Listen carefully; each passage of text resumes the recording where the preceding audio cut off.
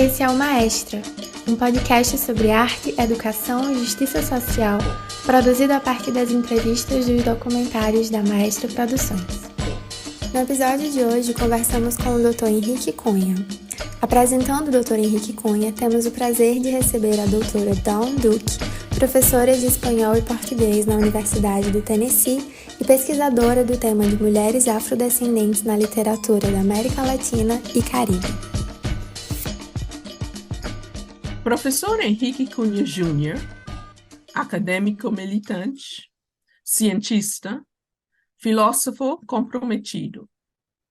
Seu compromisso e seu interesse central resultam em realizações de pesquisa vinculadas a noções das ciências exatas e da perspectiva de proteger e divulgar a herança científica de origem africana.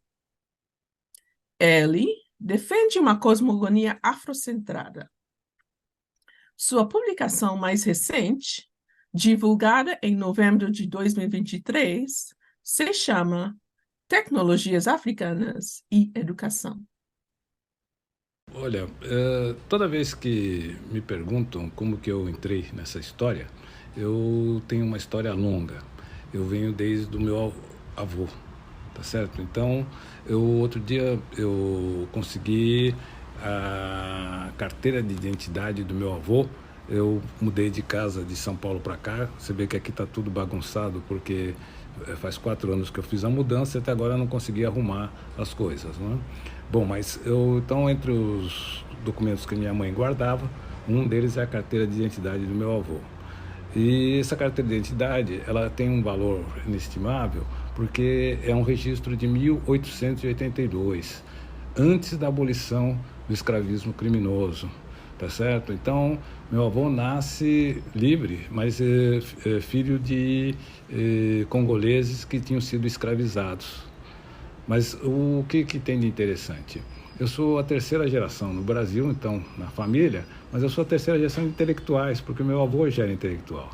Então, eu tenho uma fotografia, por exemplo, do meu avô participando em 1926 de um movimento em São Paulo, um movimento pan-africanista em São Paulo, e que fazia uma homenagem a Luiz Gama, né, na arma do Luiz Gama, no túmulo do Luiz Gama em São Paulo. Então, por exemplo, assim, a minha avó e o meu avô já eram militantes de movimento negros. E eles já eram militantes, vamos dizer, intelectuais, alfabetizados, escreviam em jornal, faziam movimentos desse tipo. E, com uma admiração muito grande que eles tinham por Marcos Garvey, que também era um cara que lutava muito pela questão da educação, tá? Então, a ideia da educação, uma das vertentes é essa pan-africanista, mas também temos que lembrar uma outra vertente, que as irmandades do Rosário dos Homens Pretos e as coisas do passado sempre tiveram um elo educacional. Se você procurar ler a história do Brasil, você vai ver que os maiores intelectuais do Brasil você não encontra onde eles estudaram, né? E eles estudaram justamente na Irmandade do Rosário dos Homens Pretos. E os meus avós também eram filiados à Irmandade do Rosário dos Homens Pretos em São Paulo. Então, essa coisa da educação estava muito preso a isto.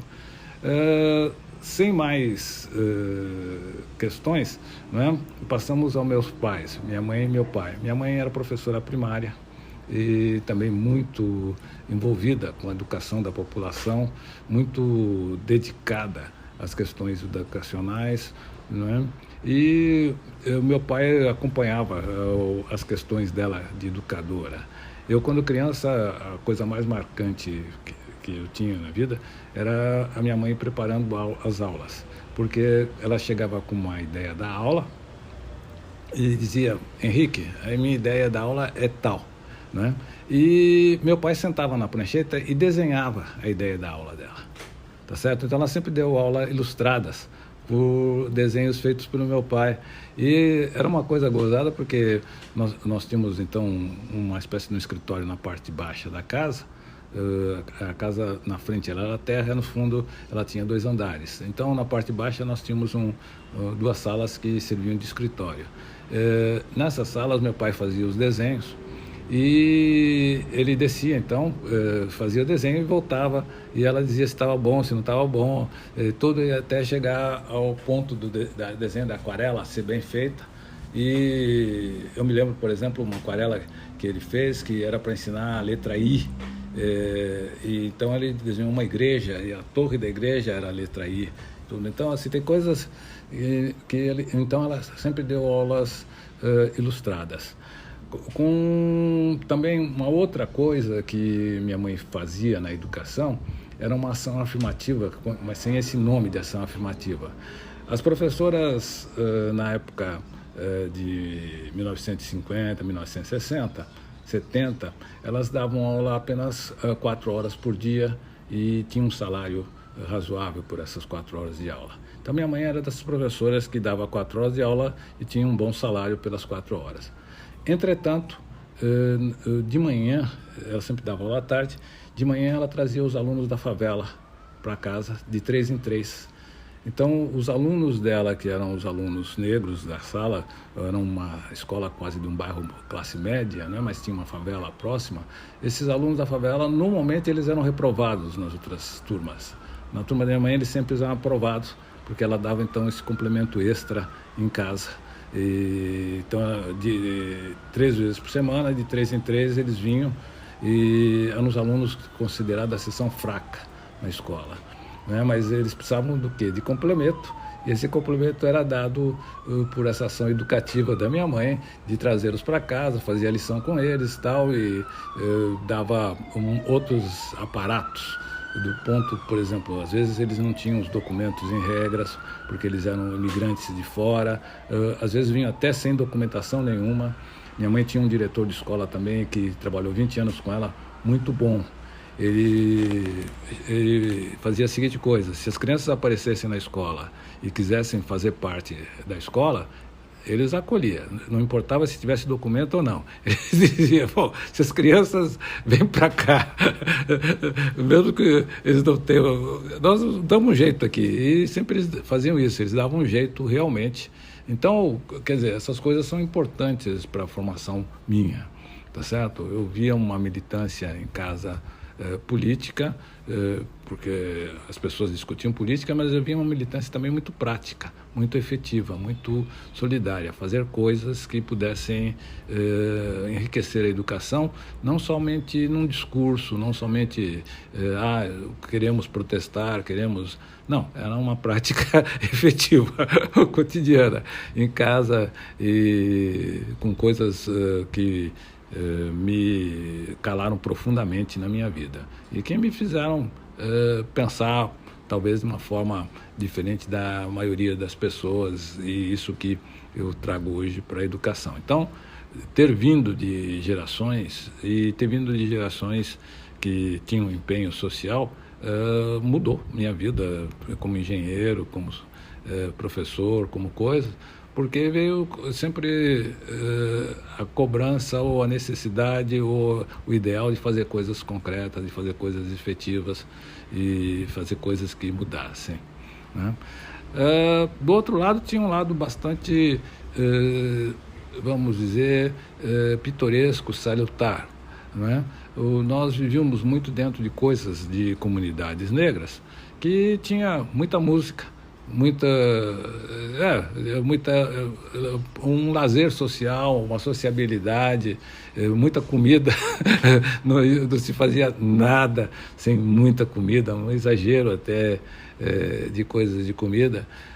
Por exemplo, eu me lembro muito de que a gente fazia, eram piqueniques na praia. Nós morávamos em São Paulo dista 60 quilômetros da praia, e tinha uma história de fazer uns piqueniques na praia. Por exemplo, o início de dezembro tinha um piquenique que era o Banho da Doroteia. Era um piquenique que era a grande maioria das pessoas que iam para esse piquenique eram pessoas que iam para fazer homenagem a Iemanjá, na praia, e iam muito cedo porque tinha que fazer o despacho das rosas e tudo mais. Mas mesmo nós que não éramos da religião de matriz africana, praticantes e tudo, íamos a esse piquenique, né? Toda vez que tinha, por exemplo, piquenique desse tipo, as mulheres se reuniam ali pela quinta-feira e começavam a fazer comida. Faziam comida. O ônibus saía por volta das 11h30, meia-noite, não é? E ia pegar a estrada, e como ia à noite, ia devagar, então a viagem demorava umas 3 horas para chegar em Santos, tá certo? Bom, tinha todo o ritual, parava na serra, num lugar que bebia água, e tinha toda uma série de histórias.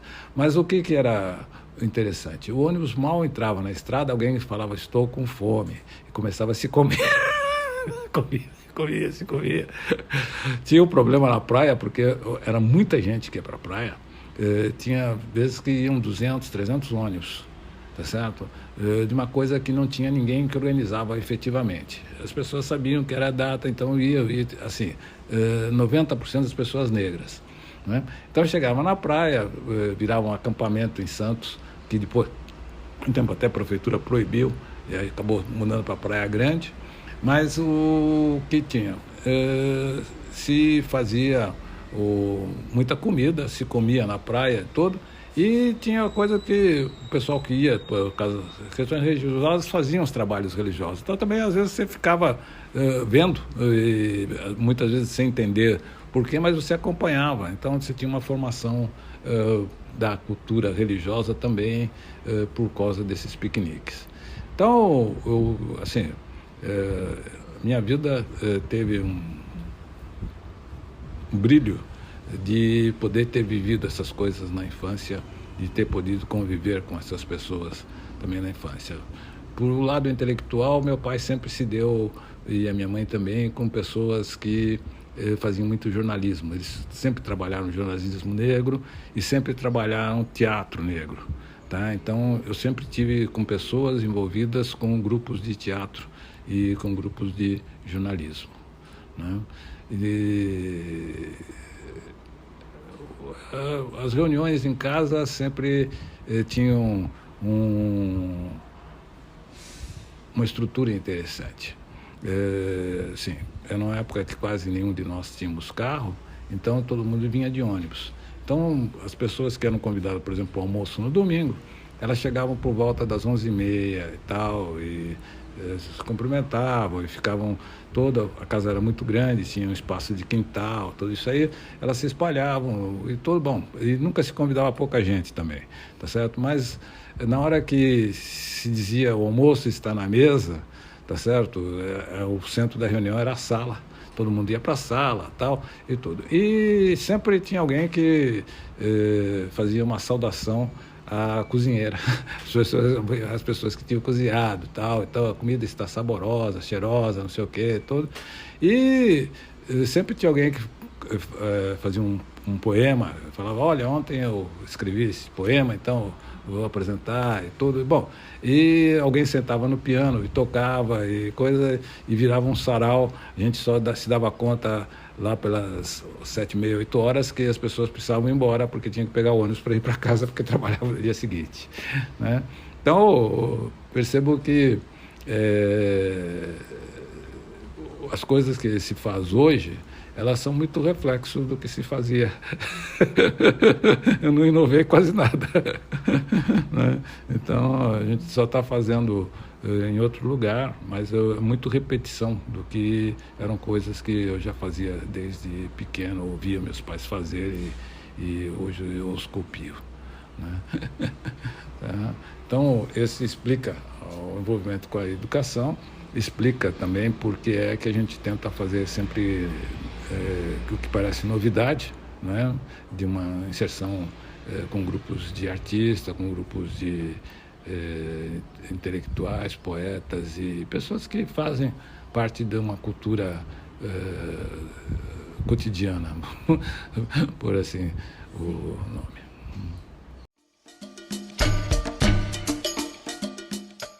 Em casa, sempre me incentivaram a estudar, não é? Mas assim, havia uma disputa entre meu pai e minha mãe. Minha mãe queria que eu fosse embaixador. Então ela sempre preparou seu terrenozinho de embaixadora, ela sempre pôs para estudar línguas, ela sempre fez um caminho de cuidar da língua portuguesa e tal, todas essas coisas que ela via as pessoas que se caminhavam para o exame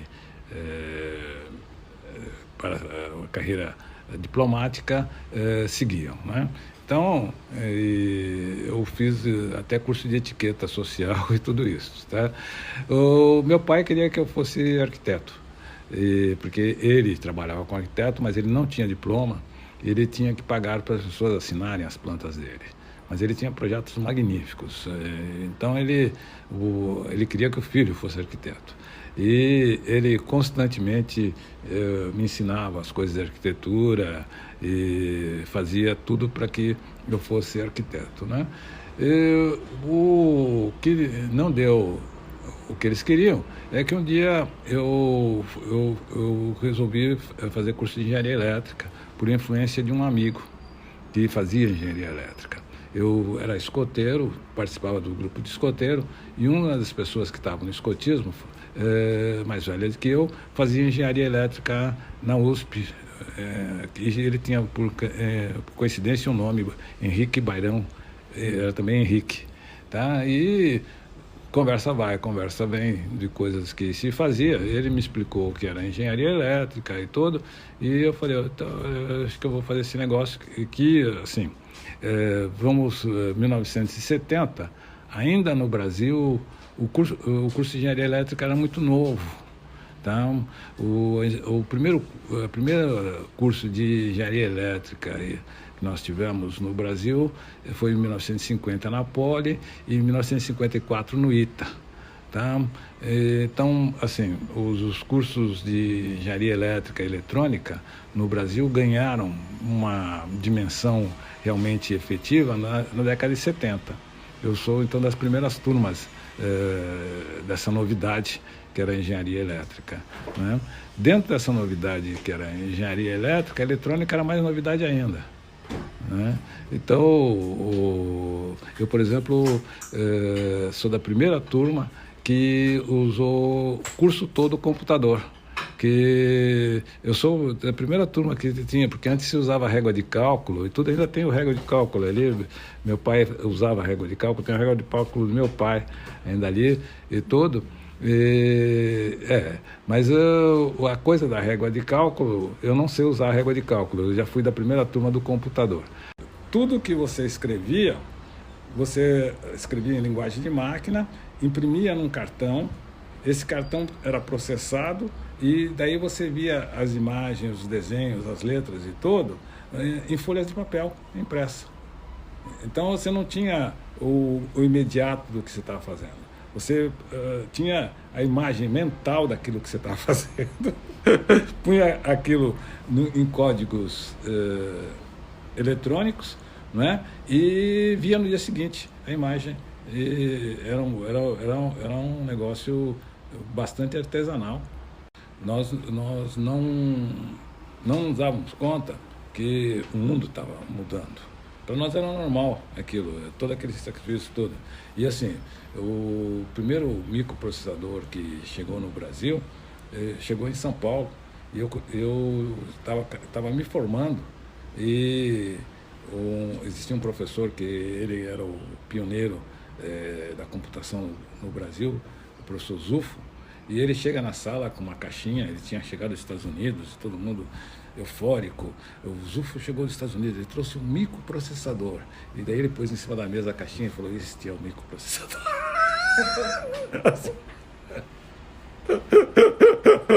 Parecia um culto ao Deus Supremo, assim, mas assim, demoramos 10 anos para conseguir usar.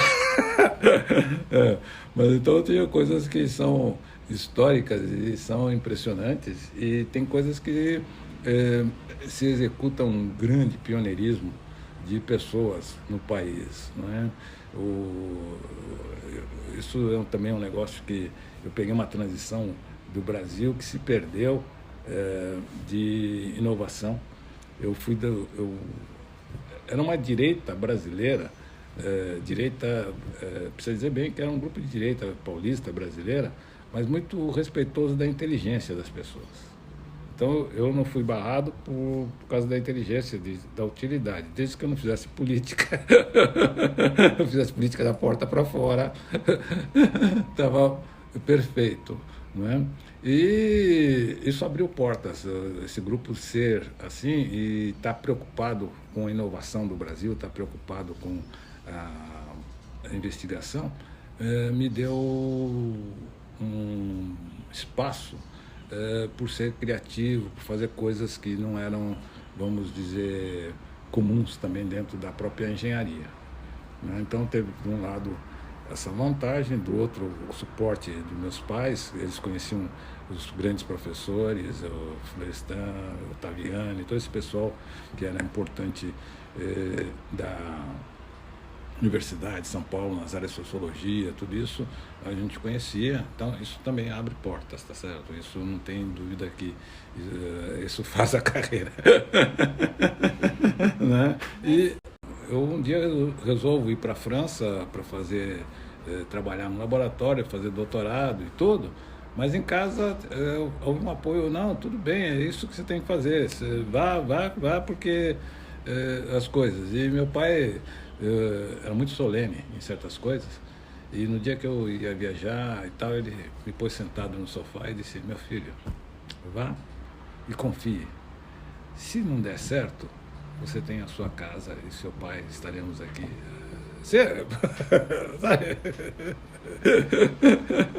Arrisque, porque você tem respaldo. Você tem, e se você falhar, para nós não tem importância. Tá certo? Então, você não carrega o peso de ter que dar certo, entende? Isso é muito bom, muito propício. Meu pai sempre fez isso. Meu pai era ortodófono, era jornalista e era desenhista de arquitetura.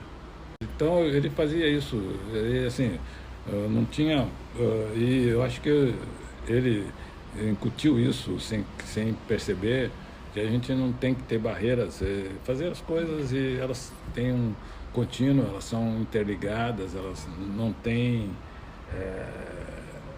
diferenças, vamos dizer, do ponto de vista eu sei isso, eu sei aquilo, ou só sei isso, ou só sei aquilo. Você precisa saber várias coisas, precisa fazer várias coisas, precisa estar em vários meios, precisa andar. E a gente fazia muito isso também com as coisas da própria família, tá certo? Então a gente circulava muito socialmente. Eu fui um dos alunos que, durante a graduação, eu já tinha uma tutoria de professores que queriam que eu continuasse na universidade. Tá? Então, quando disse que você tinha quando você tinha algum talento, talvez seja esse o nome, você na USP você já tinha uma certa proteção. E nesse negócio eu fui aluno monitor de sistema de controle, e enveredei para a área de controle e automação.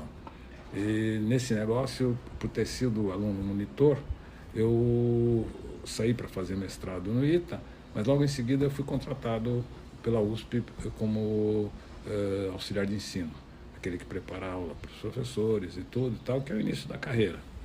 Tá? Nesse negócio de eu tive que então voltar para São Carlos, não é São Paulo, é São Carlos, que são 220 quilômetros de São Paulo, que também é uma outra coisa muito interessante, porque você tem uma vida diferente da vida paulista, você tem mais tempo para cuidar da sua vida, você não tem trânsito, você mora quase dentro da universidade, a vida cultural da universidade é muito intensa em São Carlos, a vida social é muito, muito intensa em São Carlos, e tudo. E o fato de estar em São Carlos, eu também resolvo fazer sociologia em Araraquara. Araraquara é uma cidade vizinha a São Carlos. Araraquara tem o curso de sociologia na Unesp. Então então assim, eu era professor auxiliar de ensino na USP e fazia sociologia em Araraquara à noite e tudo. Então daí você vai também se envolvendo uma outra dinâmica, mas o fato de ter, por exemplo, uma bagagem pan-africanista, né, dos meus pais, por vezes fazia muito conflito com os professores marxistas, tá certo? Mas por vezes impulsionava coisas que eles não vinham. Então também foi bom, tal. Daí essa coisa de ir para a França, o que acontece? Naquela época o Brasil não tinha os quadros de professores muito bem montados nas áreas tecnológicas, chamadas tecnológicas. Então parte dos professores realmente iam para o exterior fazer, outra parte fazia no Brasil mesmo, mas era um processo muito lento, muito demorado, não tinha os recursos dos grandes laboratórios. Eu era o que a gente chama no Brasil rato de biblioteca, tá certo? Aquele cara que passava muitas horas. E em São Carlos a biblioteca ficava aberta até a noite e tudo. Então, assim, eu olhava uma porção de coisas e um dia eu vejo na biblioteca um artigo, um negócio que ninguém sabia o que era no departamento de elétrica. Eu falei, mas como que ninguém sabe o que é um negócio desse? Era um motor que ninguém sabia o que era. E eu falei, não, esse motor aqui eu vou saber dele. Já que ninguém sabe o que é, vou saber dele. E comecei a estudar esse motor, que é o motor de passo, stepping motor, mas assim, eu não tinha raciocinado. É um motor que ele não anda continuamente, ele anda de soquinhos, ele anda de passinhos, e os passinhos são todos iguais. E os sistemas digitais são todos eles de passinhos. Então eu estava diante do motor, que era um motor que supriu as impressoras, é um motor que supriu os robôs e tudo. Então eu estava diante de um motor que era o motor do momento, né? Mas não tinha ninguém no Brasil que nem sabia nem conhecia. Eu, já como não tinha ninguém no Brasil que sabia nem conhecia, eu escrevi para um cara na França. Expliquei o que eu estava interessado. E esse cara da França disse, olha, se você quiser fazer doutorado aqui, você pode vir. Só que eu não tenho dinheiro de bolsa para você, mas você pode trabalhar aqui e trabalhando você consegue pagar as coisas. Aí eu falei, tá bom, eu vou. E realmente fui. Tá? E deu certo, porque era um negócio realmente novo. Fui trabalhar num dos laboratórios que fazia as coisas muito novas, um laboratório que, como se diz no Brasil, de ponta tecnológica. E nesse laboratório encontrei uma coisa que eu não tinha no Brasil. O Brasil, por exemplo, era o único cara negro do departamento. E chega lá, tem uma opção de negros trabalhando e tudo mais na França, que eu não esperava. A outra coisa, eu peguei um chefe de laboratório que era do Partido Socialista. E ele, como bom francês, quando diz que é uma coisa, ele é profundamente aquela coisa, né? Então ele era um cara que fazia muita campanha para a integração das populações africanas e ele me via como um africano por ser negro todo, e me recebeu no laboratório e me deu uma oportunidade muito grande de mexer com coisas que a média não mexia, né? E eu também gostava de coisas novas, então deu muito certo. Nós tivemos mas o fato central é de ser socialista e estar preocupado com a integração, e ele queria que eu ficasse na França. Voltei para o Brasil, fui fazer pós-doc na Alemanha depois, daí voltei para a USP, e assim, a USP, você depois do doutorado, você tem 2 passos na carreira para chegar no topo. Você tem que fazer um trabalho que chama-se livre docência. A livre docência da USP talvez seja o título mais difícil a ser atingido no Brasil, né? Ele tem um título que você tem que pedir autorização para o departamento para poder se inscrever. E o conselho do departamento vê se você tem nível para se inscrever. É um título que normalmente as pessoas se inscrevem aí pelos 50 anos de idade, né? E eu me inscrevi aos 40. Então, assim, eu tinha muita coisa produzida, eu me inscrevi aos 40. E aos 42 eu já era o livre docente da USP, e daí eu saí da USP e foi aí que eu vim para o Nordeste, né? Não, o que acontece com a maior parte dos meus alunos de doutorado, sou eu que os procuro e não eles que me procuram, tá certo? Eu tenho algumas ideias na cabeça e eu vou procurar pessoas que querem fazer aquilo, pessoas que têm vida naquilo, tá certo? Então, por exemplo, tem uma tese sobre Mancala, o jogo da Mancala, né? É um jogo africano, tá? Então, eu descobri esse jogo quando eu estava na França, mas esse jogo tem uma estrutura matemática muito interessante, e esse jogo é um jogo que desenvolve muito a mente, a atenção e todas as coisas. Então, eu resolvi estudar esse jogo. Mas assim, eu procurei durante uns 6 anos um professor de matemática que jogasse Mancala também, tá? Para fazer mestrado comigo. E um dia encontrei, tá certo? Daí eu encontrei o rapaz e tal, Rinaldo, e falei, você não quer fazer mestrado lá no Ceará? Ele disse, quero, tal. Bom, daí acabou vindo, fez mestrado e fez doutorado também com o jogo de Mancala, tá? Eu, por exemplo, tive um aluno que ele fez um trabalho sobre a matemática do jogo do IFA. Eu achava que a matemática do jogo do IFA tinha a ver com informática, mas eu não sabia o quê.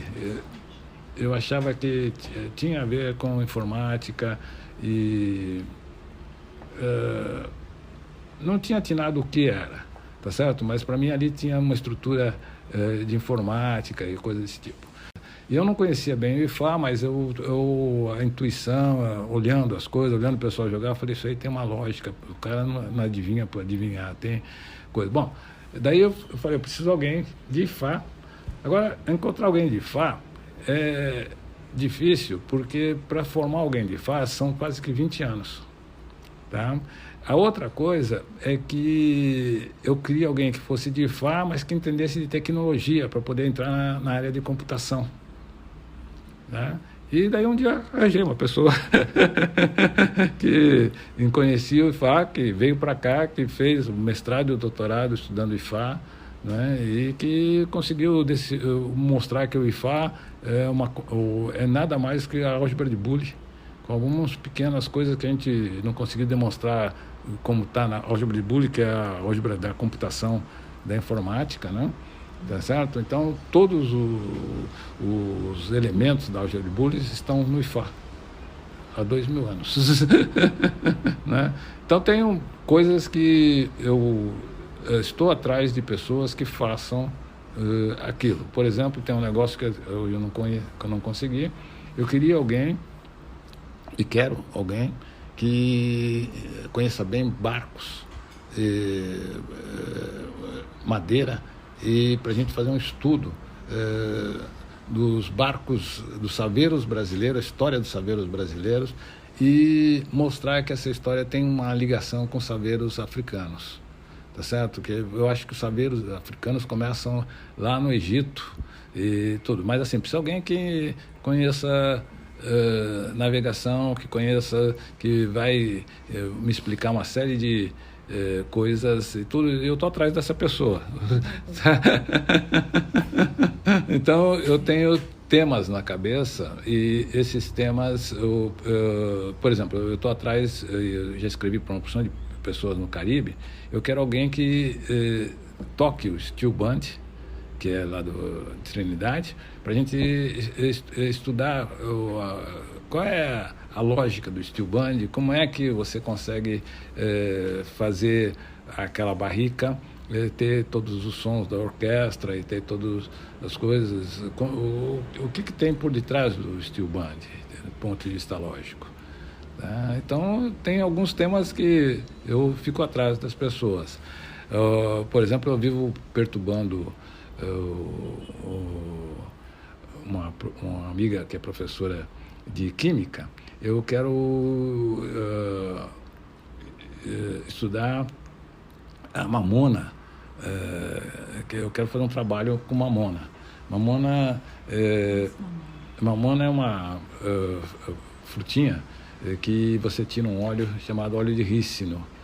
Essa mamona é uma planta africana que tem no Brasil e tem em todas as Américas, e ela veio para as Américas pelos usos que ela tem na cultura africana. Tá? Eu consigo traçar o conhecimento da mamona dentro do Egito entre 2.000 a 3.000 anos antes da era cristã. Tá? Mas assim, a mamona vem para o Brasil, um dos fatores que trouxeram a mamona para o Brasil é que o óleo de mamona é empregado na indústria de couro para amolecer o couro. Tá? Sendo que o processo de tratamento do couro antigo no Brasil se perdeu praticamente. Ninguém sabe fazer os métodos. Ninguém, não. Assim, eu não conheço gente que saiba. Então, por exemplo, tem uma aluna que está lá no Crato, que ela vem da área de química e o motivo dela ser minha aluna é para tratar essa coisa do couro. Tá? Mas do outro lado eu estou procurando alguém para ir para o lado da mamona e fazer alguém que seja bem bom de bioquímica para poder a gente decifrar toda a história da mamona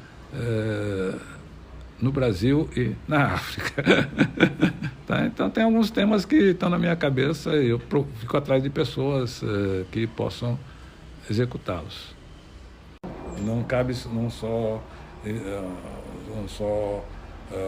campo da ciência. A gente sempre faz coisas que abrangem um território grande, que explora esse território, que procura olhar as peculiaridades dele, que procura olhar as coisas interessantes que as pessoas fazem ali e perguntar a elas como é que elas fazem, porque sempre os processos de fazer as coisas me interessam muito.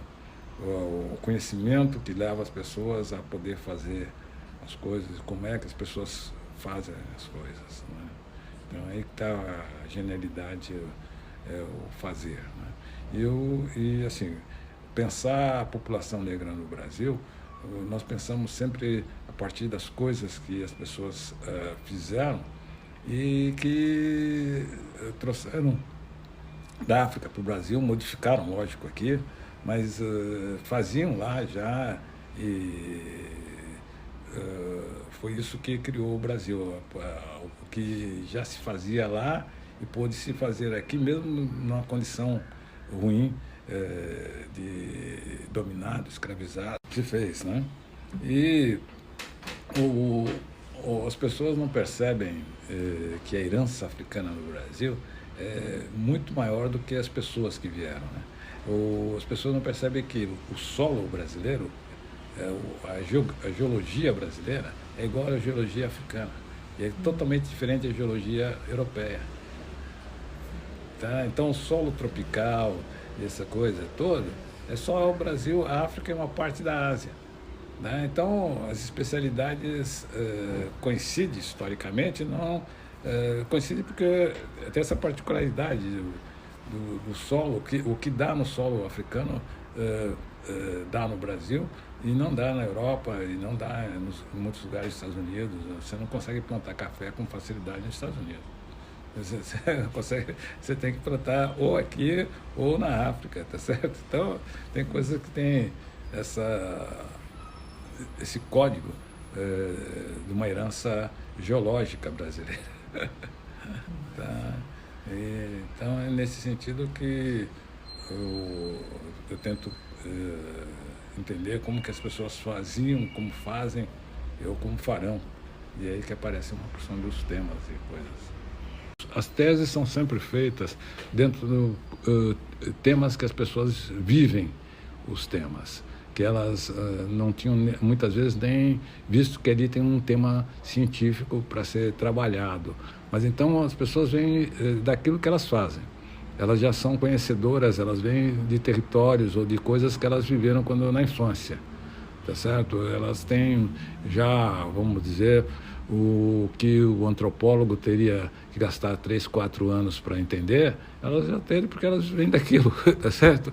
Elas não precisam Então, por exemplo, se eu pego alguém para fazer uma tese sobre terreiro de candomblé, eu pego alguém que é do candomblé, que está muito tempo vivendo o candomblé, e se vamos estudar por que se faz tal coisa assim no candomblé, não vai precisar explicar para a pessoa o que é o candomblé, quais são os orixás, quais são as coisas, porque muitas pessoas às vezes têm interesse por temas que é uma curiosidade para elas, é uma novidade para elas. Né? É interessante isso, mas não é esse tipo de aluno que eu trabalho com ele, não. Eu trabalho com aluno que vem de dentro da problemática, que ele já tem a nomenclatura, ele conhece as pessoas, então muitas das teses as pessoas chegam nos lugares e elas são familiares das pessoas, as pessoas não as estranham. O que acontece no Brasil? Nós temos que entender bem o que é a República no Brasil. O Brasil faz uma independência tardia, faz uma abolição da escravidão tardia e faz uma passagem também tardia de império para a República.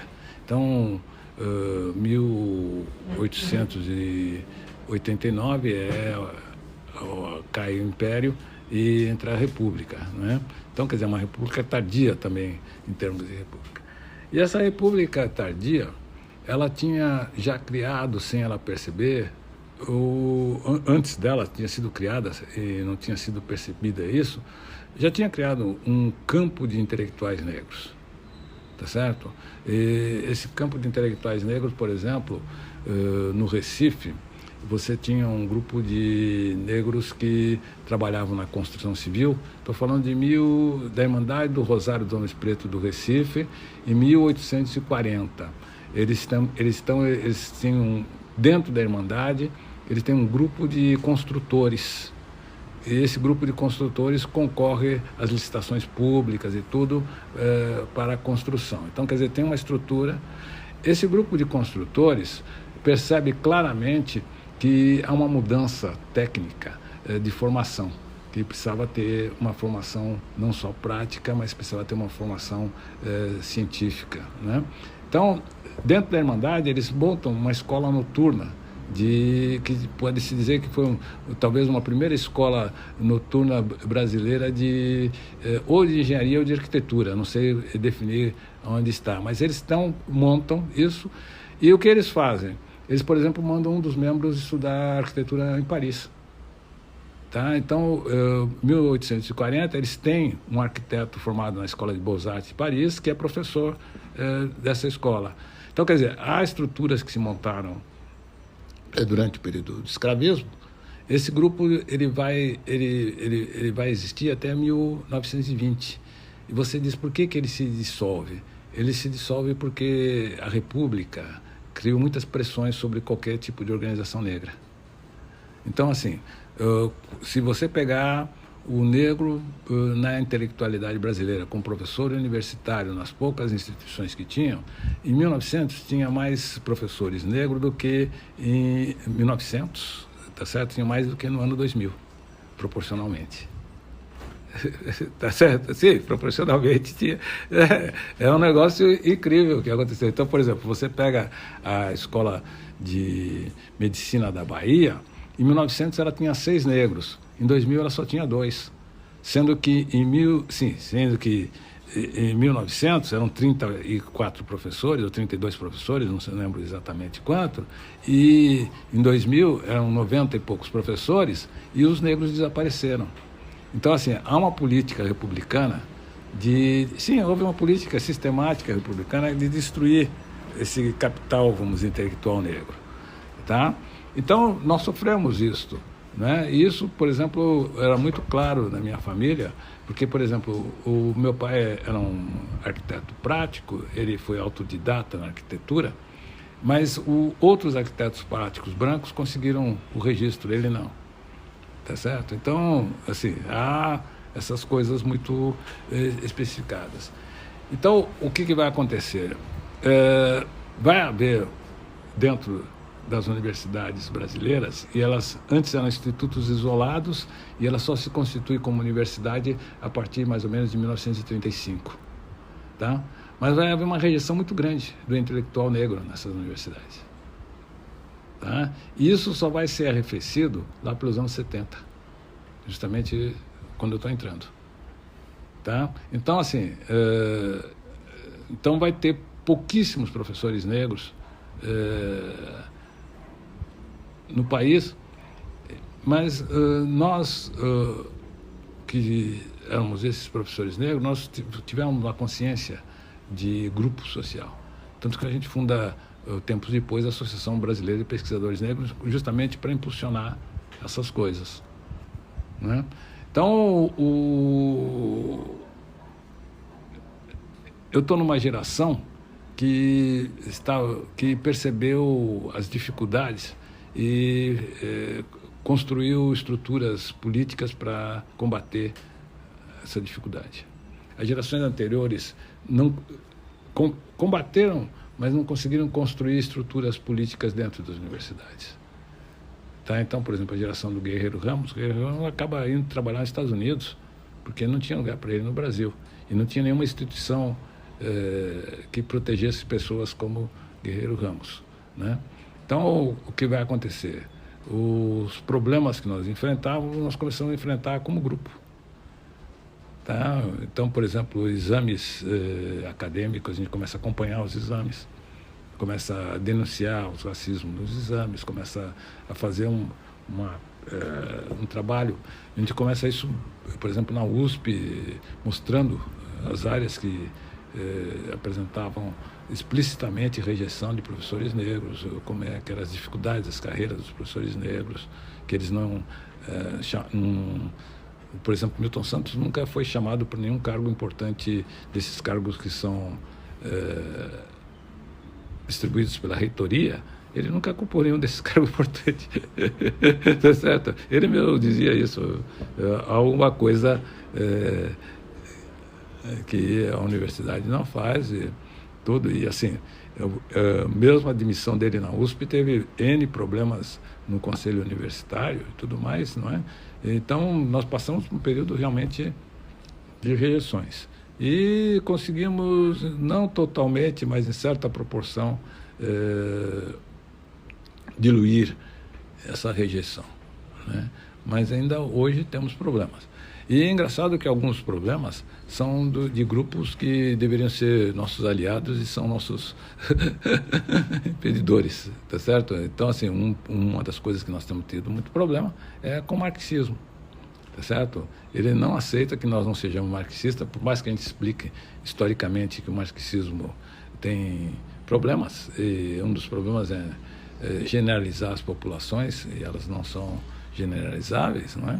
Mas, assim, muitas pessoas que eu conheço que foram reprovadas, e os negros são normalmente reprovados na prova didática, porque as provas escritas ficam o registro. Então, agora a prova didática, se bem que hoje tem universidades que estão filmando a prova didática, inclusive, mas ela não fica um registro. Então, é a opinião dos 3 professores que estão ali na hora, e às vezes os 3 reprovam o estudante ou o professor negro porque diz que não, didaticamente ele não foi bem.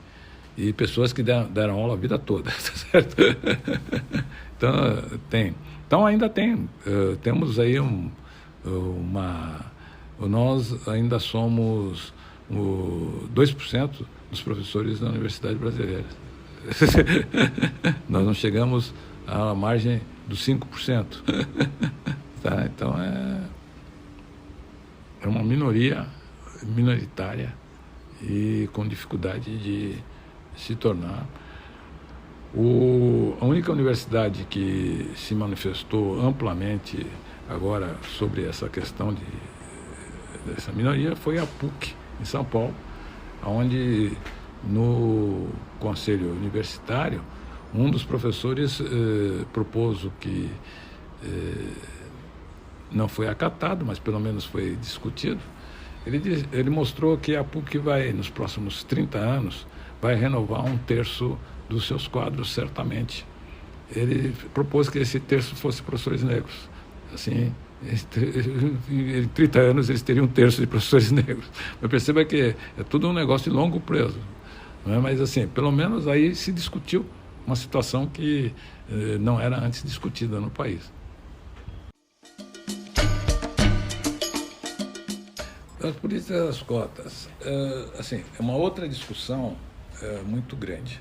Nós tivemos muita dificuldade para implantar a política das cotas, tá certo? Então, houve, primeiro, um trabalho imenso de convencer que era uma política justa, tá certo? Então, assim, eu, por exemplo, viajei para muitos lugares para fazer palestras para convencer os grupos dos corpos universitários que era uma política justa, tá certo? Então, por exemplo, em Santa Catarina é uma terra de uma predominância de europeus, alemães sobretudo, né? E a Universidade Federal de Santa Catarina, eu fui para uma palestra lá, levada pelo pessoal da física de lá, e não, perceba que não foi o pessoal das ciências sociais, nem nada, foi o pessoal da física que promoveu. Foi o pessoal da física que promoveu, porque o pessoal da física me conhecia do Instituto de Pesquisa Tecnológica em São Paulo, tá certo? E me levaram para fazer uma palestra porque alguém precisava convencer. E nessa palestra eu começo da seguinte maneira, eu pergunto, eu falo a seguinte frase, aqui todo mundo é contra as cotas, né? Eu pergunto, quem aqui sempre foi contra as cotas? Né? Como assim, professor? Não, quem aqui sempre foi contra as cotas? Né? E eu vou depois entrar para a história. Eu digo, se vocês fossem sempre contra as cotas, vocês não estariam aqui. Porque o Brasil fez cotas imigratórias para vocês virem para cá. Tá certo? O Estado brasileiro fez ação afirmativa. Então, assim, os europeus estão no Brasil por uma ação afirmativa do Estado brasileiro. E depois eles são contra as ações afirmativas da população negra. Tá? Então, tem esses episódios da história, mas assim, nós passamos 20 anos para conseguir fazer entrar juridicamente as cotas. Nós tivemos um avanço muito grande em 95, e tem que explicar o que é o avanço de 95. Assim, em 70, o Partido Comunista Brasileiro, que representa uma parte do pensamento brasileiro, era contra uma discussão baseada na origem racial. Ele dizia que o dia que o operariado ganhasse a luta, todos seriam iguais, tá certo? Só que não se explicava que dia que era esse, tá? Então temos todos que ser marxistas e tudo bom. E o nosso movimento negro não concordava com isso, mas assim, nós tivemos muito problema em convencer os marxistas de que a nossa luta era justa. Perceba que nós temos muito problema em receber os marxistas. Nós só começamos a conseguir dialogar com os marxistas a partir dos anos 70, porque alguns negros eram do Partido Comunista e entraram para o movimento negro também. Jorge Rufino, Clóvis Moura, posso até contar os precursores dessa história. Então abriu uma brecha de discussão comum. O Partido Comunista, por exemplo, votou contra a condenação do racismo na Constituição de 45. Ele disse que esse não era um problema brasileiro. O grande avanço nosso ocorreu em 80 por causa de um partido chamado PDT. O 80 havia os exilados brasileiros, né? E os exilados brasileiros também se reuniam em partidos políticos. E ficou muito claro em 80 que a ditadura terminaria em pouco tempo. Então todo mundo se organizou para a saída da ditadura. Então a eleição de 83 foi a eleição que marca a volta da democracia, todas essas coisas, né? O partido que se preparou para essa volta da democracia no exterior foi o PDT. E o PDT incluiu na sua pauta a discussão das políticas racistas brasileiras. Muito impressionado por um deputado do Rio de Janeiro, Caol, muito impulsionada por um deputado federal, o Caol, muito impulsionado também pelo professor Abdias Nascimento, que logo em seguida foi eleito senador pelo PDT. Então, assim, o PDT, ele discutiu no exílio uma política de população negra no Brasil. Assim que eles votaram, foi discutido isso em Portugal. Eu lamento não ter ido nessa reunião. Eu não era do PDT, mas eu lamento não ter ido nessa reunião. Deve ter sido muito interessante. Bom, mas se formulou a política do PDT ainda no exterior, chegaram no Brasil e implantaram. O PDT tinha um líder que foi governador do Rio de Janeiro, chamado Brizola. Tá? E o Brizola realmente se empenhou nessa história do PDT ter uma política de população negra. Tanto que na primeira eleição livre para os cargos de governador de estado, o PDT elege 3 negros governadores de estados brasileiros. Então, em 27 estados, nós tínhamos 3 governadores negros. Esses 3 governadores negros foram que impulsionaram a discussão na Constituinte em 88. Tá? Então, a base da mudança está um partido que hoje não tem tanta importância mais, mas a base da mudança está no PDT. Tá? O PDT é o grande percussor da mudança. Aí, o PT, atual PT, foi reticente, para não dizer contrário, até 95, 90 e poucos, apesar de muitos militantes do PT brigarem dentro do partido para ser pauta do partido, eles nunca conseguiram isso. Então, assim, havia essa base do PDT, houve a questão da Constituinte, mas houve um crescimento do movimento negro entre 90 e 95, o que propiciou, em 95, uma marcha em Brasília, onde se levou 20 mil pessoas para o Palácio. E se comemorava os 300 anos da morte de Zumbi, e se mostrava um potencial político dos movimentos, porque todos os sindicatos participaram dessa marcha. Então, quer dizer, mostrou uma força política do movimento negro, uma força política onde a grande base dela eram os movimentos de mulheres negras. Isso também precisa se dizer muito claramente. Tá? Na noite do 20 de novembro, o presidente da República recebeu o movimento negro e ele fez uma declaração que é histórica, e embora as pessoas não marquem isso, por ele ter sido um presidente de direita, né? Mas ele diz, ele admite que o Estado brasileiro é racista e se compromete a fazer políticas públicas de população negra. Então, aí que nasce realmente, politicamente, dentro dos governos brasileiros, as ações afirmativas.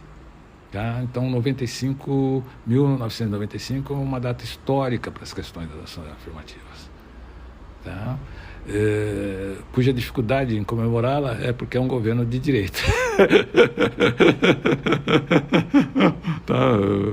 Sim, reconheçamos que a esquerda nem sempre foi tão perfeita quanto ela se faz parecer, tá certo? Nós tivemos, então, o início, mas o que acontece? Legalmente, as coisas, por exemplo, avançam depois já com o presidente Lula, 2003, tudo, mas do ponto de vista prático, as coisas não avançaram muito, não. Tá? Então, assim, é um negócio que existe e nós estamos num processo de luta para a implantação com mais 20 anos, vamos dizer, depois de ter conseguido a mudança legal. Tá? Então, por exemplo, nós temos uma lei que obriga o ensino de história e cultura africana em todos os níveis da educação brasileira.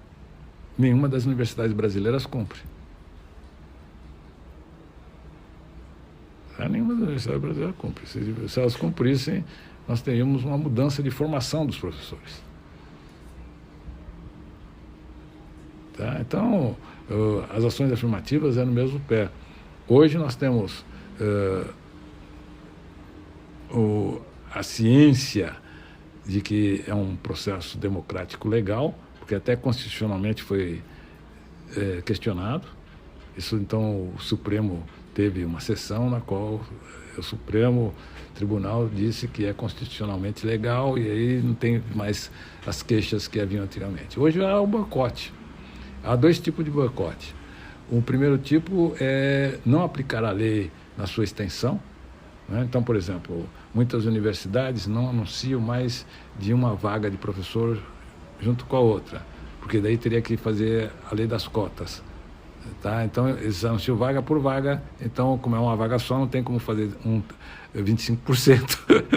Se anunciar 4, daí uma vai ser... Então, bom, percebam que podia chegar a um acordo que só os pacotes fossem só de 4 vagas e não mais do que isso. Então, ou dar pesos diferentes na prova, tudo era fazer a lei das cotas. Meios existem, mas não existe um interesse ainda amplo dos professores, né? Então, ainda, cotas é um problema a sua implantação. E existe outro que é o mais grave, a fraude. A fraude. Então, assim, nós tivemos comprovação que no cursos, por exemplo, tipo medicina e direito, uma parte dos alunos que estavam entrando com as cotas não eram meritores de cotas, não tinham nada a ver com... e na fraude, o que passou a ter que existir? Passou a ter que existir um comitê de avaliação se o aluno é fraudulento ou não. Quando você vai para as bancas que receberam o nome de heteroidentificação, eu nunca entendi esse nome direito, o que quer dizer, mas, bom, heteroidentificação, são as bancas que virem se os alunos são meritórios ou não das cotas, né? Tem pessoas assim que parece comédia, tá certo? A pessoa chega e, bom, vamos do princípio. Tem gente que já vem com advogado. Tá? Nem saiu o resultado, ele já vem com advogado. Na UFBA, para fazer as bancas, nós tivemos que criar uma ala isolada, onde só entravam aqueles que iam ser examinados, porque tinham pessoas que vinham com um advogado e intimidavam a banca e coisas do tipo, que não era... como que dizer se o cara era preto ou não era, se tudo... Bom, o que provava... bom, muitas dificuldades de você conseguir fazer essa coisa funcionar, né? As fraudes chegam ao ponto da pessoa fazer uma maquiagem no cabelo, enrolar o cabelo e receber injeções de cenoura e outros produtos que a pele fica escura, tá certo? Ou então ficar em câmara de bronzeamento. Numa das bancas, eu estava nessa banca e uma amiga chamada Marcilene estava na banca, e a gente entrevistando a pessoa e achando que a pessoa não era. E a Marcilene, no computador dela, entrou no Facebook da pessoa e viu que a figura que estava no Facebook era totalmente diferente da que estava. Ali, sim. Daí perguntou, esse Facebook é o seu? A pessoa você está um pouco diferente aqui. O único grupo que tomou a atitude correta relativa à fraude foi o Itamaraty. Ele demitiu as pessoas que entraram por fraude, elas não podem prestar mais nenhum outro concurso público. Mas, assim, os outros grupos não estão impondo sanções. Por exemplo, podia-se impor as pessoas que são fraudulentas, elas não podem mais prestar o vestibular brasileiro, e elas só podem ir para as instituições privadas. Não está havendo a sanção. Porque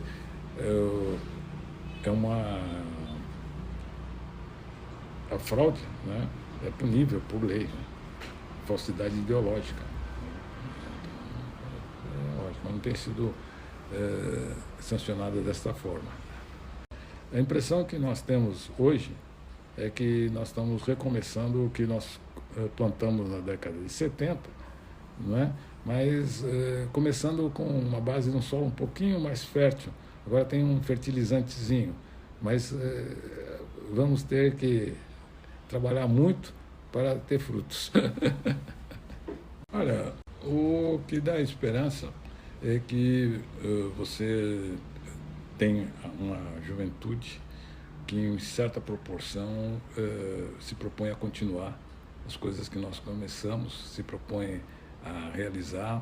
Você vê um mundo cultural com uma certa riqueza, que faz oposições à bobagem da bobagem. Então, ainda essas coisas dão esperança, dão motivações, não é? E eu acho que uma coisa também, a sociedade não pode continuar com isso, ela começa a perceber que ela perde também e não modificar os seus estatutos, né? As pessoas vão ganhando consciência dos prejuízos que se tem relativo a não fazer as políticas honestas, a não fazer as coisas funcionarem. É um processo muito lento, mas o que dá esperança são as pequenas mudanças.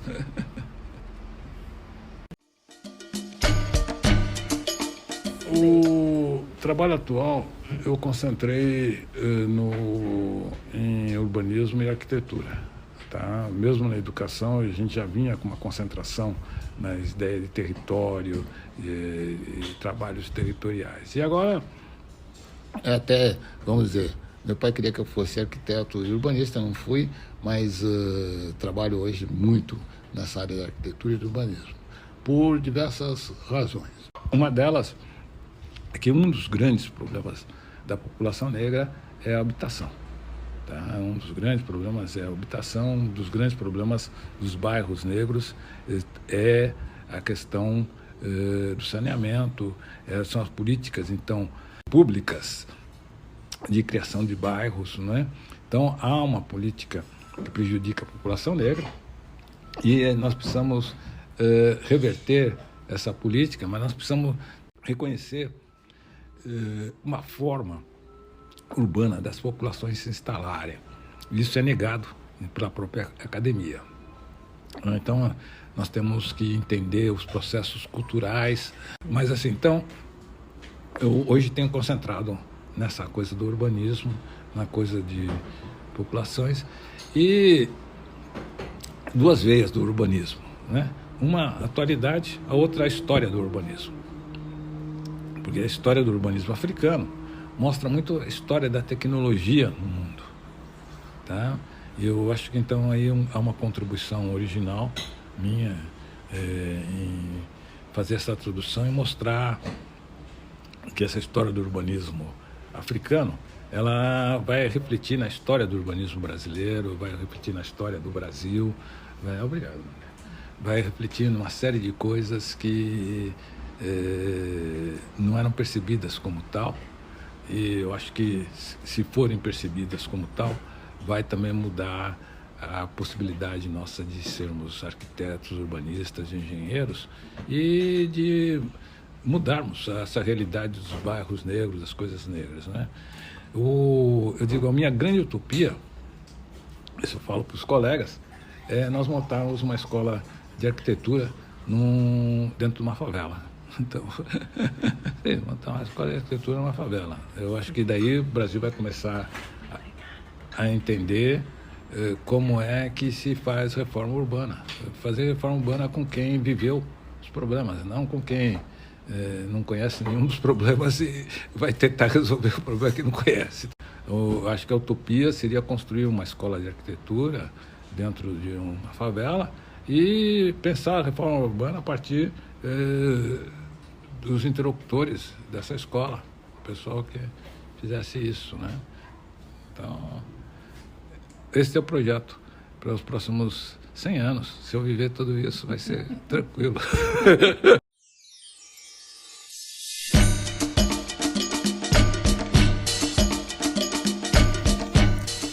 Essa entrevista foi concedida em julho de 2023 em Fortaleza, no Ceará, e foi conduzida e gravada por Catherine Murphy e é editada por Stephanie Temóteo. Fique ligado nos próximos episódios do Maestra Podcast.